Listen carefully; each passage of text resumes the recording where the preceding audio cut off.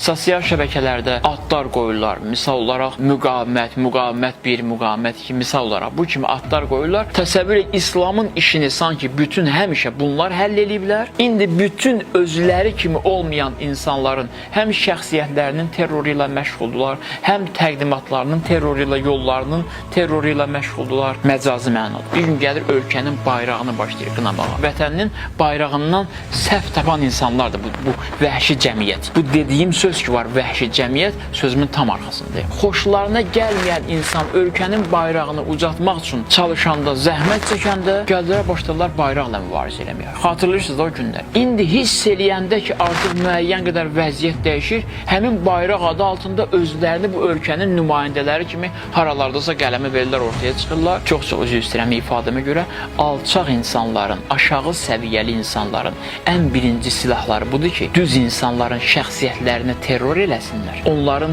adlarını ləkələsinlər ki, üzr istəyirəm, insanlara yaxın heç vaxt gələ bilməsin. Həzrət Əli əleyhissalamın yolu bu yol deyil axı. Həzrət Əli əleyhissalamın ilkin işi, Peyğəmbərin ilkin işi qarşısında dayanan düşmənin əməlini islah eləməkdir. Quranın xətti də budur. Buradan bəlli olur ki, onları tənqid eləməsəydik əgər, and içirəm ki, şəhidlərimizi belə şəhid hesab eləməyəcəklər. 44 günlük müharibənin şəhidi. Bu vəhşi cəmiyyətdir. İndi bir dəstə insan bunlardan qorxur, səsini çıxara bilmir, bunların tənqid atəşindən qorxur. Yox, qətiyyən, öldürsün özünü, qışqırsın, fəryad eləsin. Hər hansı bir sözdən, insanları azdıracaq sözdən istifadə edirsə, istifadə eləsin. Bir insan düz yolu bilirsə, bir cəmiyyət düz yolu görübsə, o addımlada, o izlədə getməlidir. Araşdıranda, təhlil eləyəndə ki, yaxşı, bu kimi insanlar İslam üçün nə iş görüblər vaxta qədər? Heç nə, aş yiyiblər, üzr istəyirəm, kökəliblər, başqa piyləniblər, başqa bir işləri də yoxdur.